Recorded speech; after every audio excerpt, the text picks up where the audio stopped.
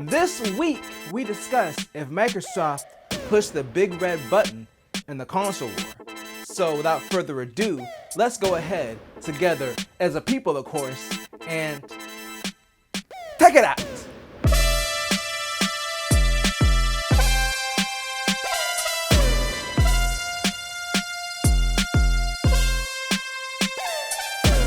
And welcome to another sensational Saturday. This is Mike, and this is Mike Texted Out, and yes, I'm here to talk about the tech news. And this week, I'm talking about Microsoft. We're going to talk a little bit about PlayStation, and I'm going to talk a little bit about Amazon too. And that's all around gaming, because gaming has just been on fire lately with new graphics cards, new systems on the way. So how can I not talk about gaming on this channel when it's like literally the hottest thing going on? And I'm really excited about all the changes, even though some people may view the whole Microsoft thing as bad. And what I'm talking about is Microsoft this week bought ZeniMax, aka the parent company of Bethesda, aka they make the Elder Scrolls games, Fallout, Doom, all that. They didn't originally make Doom, but they owned all of it, and now Microsoft is gobbling them up like it's a parfait. They gobbled them up like $1 parfait. Like it literally wasn't $1. It wasn't a cheap parfait. Like they gobbled it up like it was like some McDonald's. Like I'm just going there and give me a quick parfait for lunch. Just gobbled it up. $7.5 billion purchase. That was good. And I was like, what happened? They're like, oh, Microsoft just bought ZeniMax. I was like, what? They parfaited ZeniMax? The whole thing, including Bethesda? But yes, it's true. Microsoft owns ZeniMax, and that means that quite possibly the next Elder Scrolls game could just be an Xbox and PC exclusive. They have confirmed that obviously going forward, their games are going to be on Xbox Game Pass, and PC, which is awesome to me because I have Game Pass. Not so much to people who aren't invested in the Microsoft or Game Pass ecosystem, but as long as you have a PC, I'm sure they'll still provide a way to just buy the games. I know there's a lot of people who don't like subscriptions and they just want to buy a game outright. And especially a game like the next Elder Scrolls, where you're probably going to get thousands of hours out of it. The people who really get into it, they're probably just better off just buying it, honestly, than paying the $15 a month if that's the only game that they want to play. So I think it's $10 on PC technically. They're still probably better off buying it in that case if that's the only game that they're interested in on Game Pass. Game Pass overall is still a good deal. But yeah, this is huge because the one thing that Microsoft is really lacking is exclusives. And it's not like now that they bought ZeniMax and they own Bethesda, like all the games that they have in development or all the games they made previously are just going to be locked on Xbox. Obviously, those games already exist on other systems. It's just the upcoming games, like the next Elder Scrolls and that Starfield game, could potentially be Xbox exclusives. Now, the PS5 time exclusives that they're doing are still going to be PS5 exclusives. Microsoft did confirm that because, they entered that contract, obviously, before Microsoft bought them. So they are still developing those games for PS5. Now, I feel like Microsoft's probably going to be petty and probably put Microsoft in there when they launch the game because, they're going to do that, obviously. But those games are still going to come. I forgot what they're called off the top of my head. I'm going to put them up on the screen. But those games are still coming as PS5 timed exclusives. Now, this is the way that I look at it. Are they buying Bethesda because they want to make money off of Bethesda games? Because if that's the truth, then they'll put that game out on as many platforms as possible. Or are they buying it to get people to either buy Xbox or invest in Game Pass? Because if that's the case, they're going to put it on Xbox and PC, and then on Game Pass, would probably be like, hey, we'll let it up here as a part of Game Pass if you allow Game Pass on your system. I could see them very much doing that and be like, hey, either you let Game Pass on your system or you don't get this game. In which I know that PlayStation will probably never allow Game Pass to be on a PlayStation 4. Switch, with the Nintendo Switch, their game offerings, like especially their first party stuff, is really different from what Microsoft's offering and what's on Game Pass. There might be a little bit of overlap, but not nearly as much as the games that are being sold on PS4 and also being available on Game Pass. Sorry, PS4 and PS5, because we're going into the next generation. So I could see possibly them doing Game Pass on Switch. It was rumored a while back, and then it kind of didn't go anywhere, but I could see that still being a possibility. If it means getting the next Elder Scrolls game or the next Fallout game on their system. So we'll have to see what happens. Like I said, it depends on what Microsoft's approach is. But yeah, it's crazy because it's one of the biggest publishers and game developers out there, and it didn't seem like they would need to sell. So just Microsoft buying them was like I think as far as system sales, this could actually impact sales. This could potentially change someone's mind, you know, if they just play on consoles, or they're going to buy a PS5 and they're really waiting on the next Elder Scrolls or that Starfield game. Maybe they'll buy an Xbox now, because if they think that that's going to be the only way to play it on console, that could sway a few people. Now, do I see it swaying most people? I don't know, because a lot of Bethesda's games are really popular on PC. So I feel like a lot of their fan base that actually care probably have a PC and would be fine either way. But we'll have to see how this generation shakes out. I know a lot of people are mad about it, especially people who are exclusively on PlayStation. But the way I feel about it personally is, yeah, it does suck to have games locked down to one console. But at least EA didn't buy them, or someone that's going to do terrible things. And you know what? Microsoft did what they had to do. They had the money to do it, and they did it. As long as they treat the studio right and let them continue to make great games, I don't personally have that much of an issue with it. Again, if you want the exclusive, you kind of have to go with that system. But yeah, exclusives are exclusives. I mean, to a lesser degree, recently, Sony did the whole thing where Spider-Man and the Avengers game is exclusive to the PlayStation. So it's not like it's a game that hasn't already been played before. As much as I want to be empathetic for the people on the PlayStation, I'm kind of excited for it, just because I feel like this is going to make the console war even closer. And like I said, I really want competition between Sony and Microsoft. And as far as exclusive games, Sony is way ahead. Even with them buying Bethesda, Sony is still way ahead as far as exclusives.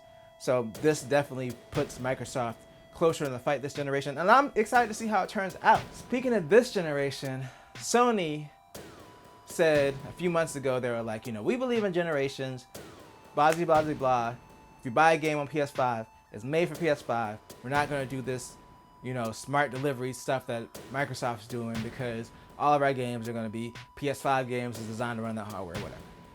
Well, they kind of reneged on it a little bit in a good way. So they said that the next Horizon game, Spider-Man Miles Morales, and Sackboy's Big Adventure are going to be PS4 and PS5 games. And they're going to offer free upgrades to the PS5 version with some caveats related to Spider-Man. But my thing is, first of all, when they were asked about offering a feature like smart delivery for developers to take advantage of, so that way if someone did buy like a PS4 game, you know, at the end of the life cycle and then upgrade to the PS5, that the system would just have something built in to deal with that. And, you know, they said that, oh, generational, blah, blah, blah. And then they're going to go and put 3 of their upcoming games out on PS4 and PS5, which, like I said, is good, because I think they realize like a lot of their fan base is going to be on PS4 for a while, because PS4 has a huge install base, and there's not really that many games to compel people, like especially the more casual gamers, to go run out and buy a PS5 right away. So this makes sense, but I still think that they should have put something in, like Microsoft did, to kind of deal with, like, if publishers want to grant somebody access to the PS5 version of the game, then it's already built in, like they can take advantage of those tools. So that was my little gripe with it, whatever, but it is good that they're doing that and they're offering the free upgrade. Now, Spider-Man Miles Morales, let's talk about that. So on the PS5, it's going to release as an Ultimate Edition that's going to come with, of course, the PS5 version of Miles Morales. And then it's also going to come with the 2018 Spider-Man game remastered for $70. And if you buy the PS4 version of Miles Morales, you get the free upgrade to the PS5 version of Miles Morales, and that's it. You don't get the remastered 2018 Spider-Man game, which, you know, makes sense, because the Miles Morales on PS4 is less than the PS5 version. So if you pay an extra $20, you can get the remastered version of the game, the original game. Okay, that's the base of it. Now, people who have Spider-Man 2018 on PS4 can't upgrade to the remastered version. Like, even if they pay money, there's just not an option to upgrade it right now, unless you just buy the full game with Miles Morales on PS5. So, like, you literally have to spend the $70 to get the full game. Also, apparently, saves don't transfer over either from the PS4 version of the original game to the PS5 remaster. So that's a whole nother thing. Like, if you have all your save stuff that you unlocked, it's not going to transfer over either. So that's why it's got a little bit stupid in regards to the Spider-Man thing. My thing is, if they put all this work into the remaster, why not just offer like a $10 or $20 upgrade for people who have the original Spider-Man to get the remaster? You know, cross saves is one thing. Maybe there was some kind of issue where they couldn't bring over saves. Whatever. You know, it'd be great if they did, but that's understandable, because I don't think they would just purposely like be like, no, you can't bring over your save. I'm pretty sure there's probably some technical issue or something that happened that prevented them from doing it. So whatever. But to not have an upgrade path for people who already have the existing game, even if it does cost money, kind of sucks. And also, I think like the average consumer probably will be confused by the whole thing. It's like, okay, I'm getting Miles Morales for free, but I can't play this remaster. I gotta pay $20, but I already own the game.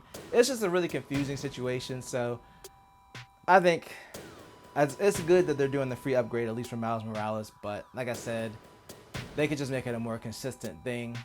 The whole thing was a mess. It's a little bit confusing. It's a mess. I'm not gonna lie about it.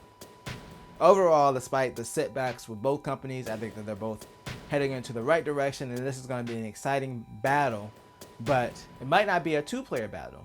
What if it's a 4 or 5-player battle? Because we also have stuff like GeForce Experience, and we have Google Stadia, and we have Amazon Luna. Wait, what? Amazon Luna? What kind of name? Yes, Amazon officially announced their streaming service, which is going into early access soon. I did request an invite to it. But yeah, it's going to be $5.99 a month, and you get access to a pool of games, kind of like with xCloud, kind of like Stadia should do. They kind of do that with their paid subscription, but it's more so like we do free games every month, and if you sign up, you get access to the pool of games that have been given out for free, but most of the games you just have to pay for. Anyway, so yes, they're coming out with their own streaming service, and also they're coming out with their own controller that's supposed to be similar to the Stadia controller, where it's supposed to reduce latency by connecting directly to the cloud. It's going to be $50. I'm probably not going to get the controller, but I'll definitely try out the service and make a video about it. I might even do a comparison between all the services now that I got my bootleg Android phone. The reason that this is important, the reason that I bring it up, even if this service tanks, I still think that cloud gaming is the future. If you look at these console generations, like one of these current consoles come out, was it 2014, 2013, around there? So around 6 years, right? This is a pretty long generation. With the way that hardware is changing, I don't think that we're going to get like another generation in the next 4 or 5 years. It's probably going to be another 6 to 8 years before we get the next systems. By then, cloud gaming could be a lot better. And you have people like Microsoft and Google and Amazon and even Nvidia, like huge companies putting all this money, effort, and resources behind it. I think by the time we reach the next generation, we could be looking at something completely different as far as the console. Like it might just be streaming boxes and that's it. Obviously, there's latency issues, like internet issues as far as like the speed and the availability to people that, consoles right now just do better. Like, you don't have to necessarily have internet to play a console game, at least if you have like a disc version of the console. So, I mean, granted, if you don't have a day one patch, the game's probably gonna be terrible in most cases. But yeah, there are ways to get around it on a console, whereas streaming, like you have to have decent internet, there's gonna be more latency. There's all kinds of factors, and then of course you can't really do anything with it if your internet's down, if there's no games to play locally. So there's that, but considering that we're pretty much always connected to the internet now, even with phones and everything, it's less of an issue than it was like even when they started like the PS4 and Xbox One generation that we're in now. I'm excited to see what Amazon's gonna do. So far I've been pretty impressed with all of them, GeForce Experience, xCloud, and Stadia, all the ones I've tried so far. So I think it's going to continue to improve. This next generation is going to be super interesting because this is the first time where other manufacturers are able to get in on gaming without building a system. Like the cost of manufacturing the system, of course, cloud storage costs a lot of money, but they don't have to worry about putting out a system, a physical box, and they're able to enter in the gaming space. I think it's going to be way more competitive than ever. I think we're about to be on a renaissance of some of the best gaming technology and experiences that we can possibly muster. But until then, I will be back on Tuesday with another super cool unboxing, so make sure you watch and stay tuned. And as always, if you enjoyed this video, make sure to tell a friend, tell a coworker, like, share, and subscribe, and always do at least 2 things at the same time. Peace. That was a good pun at the end. Make sure you watch. I'm doing an Apple Watch unboxing video on Tuesday. I'm sorry it's not magnificent.